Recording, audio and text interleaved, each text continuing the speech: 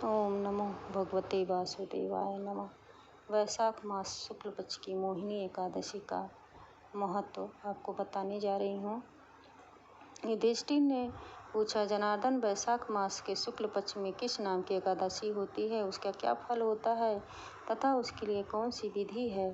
भगवान श्री कृष्ण बोले, महाराज, पूर्व काल में परम बुद्धिमान श्री रामचंद्र जी ने महर्षि वशिष्ठ जी से यही बात पूछी थी जिसे आज तुम मुझसे पूछ रहे हो।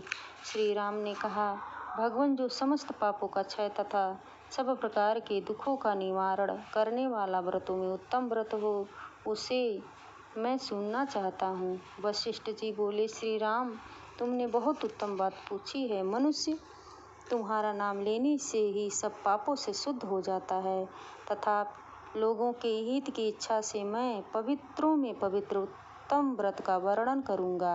वैशाख मास के शुक्ल पक्ष में जो एकादशी होती है उसका नाम मोहिनी एकादशी है। वह सब पापों को हरने वाली और उत्तम होती है। उस व्रत के प्रभाव से मनुष्य मोह जाल तथा पातक समूह से छुटकारा पा जाते हैं।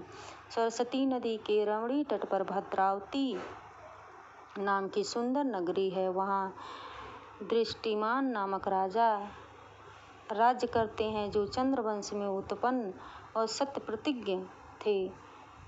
उसी नगर में एक वैश्य रहता था जो धन धान्य से परिपूर्ण और समृद्धिशाली था। उसका नाम था धनपाल।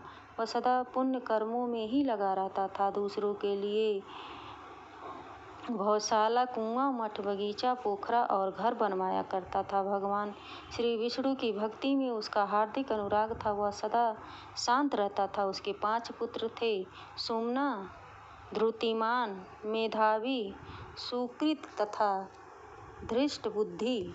धृष्ट बुद्धि 5वां था। वह सदा बड़े बड़े पापों में ही संलग्न रहता था। जुए आदि दुर्व्यवहारों व्यवहारों में उसकी बड़ी आसक्ति थी। वह वेश्याओं से मिलने के लिए लालायित रहता था। उसकी बुद्धि न तो देवताओं के पूजन में लगती थी और न ही पितरों तथा ब्राह्मणों के सत्कार में। वह दुष्टात्मा अन्याय के मार्ग पर चलकर पिता का धन बर्बाद किया करता था। एक दिन वह वेश्या के गले में बांह डाले चौराहे पर घूमता देखा गया। तब पिता ने उसे घर से निकाल दिया तथा बंधु बांधवों भी उसका परित्याग कर दिया। वह दिन रात दुख और शोक में डूबा रहता तथा कष्ट पर कष्ट उठाता हुआ इधर उधर भटकने लगा। एक दिन किसी पुण्य के उदय होने से वह महर्षि कौंडिन्य के आश्रम पर जा पहुंचा। वैशाख का महीना था। तपोधन कौंडिन्य गंगा जी में स्नान करके आए थे। धृष्ट बुद्धि शोक के भार से पीड़ित हो मुनिवर कौंडिन्य के पास गया और हाथ जोड़कर सामने खड़ा होकर बोला, ब्राह्मण द्विज श्रेष्ठ, मुझ पर दया करके कोई ऐसा व्रत बताइए जिसके पुण्य के प्रभाव से मेरी मुक्ति हो। कौंडिन्य बोले, वैशाख के शुक्ल पक्ष में मोहिनी नाम से प्रसिद्ध एकादशी का व्रत करो।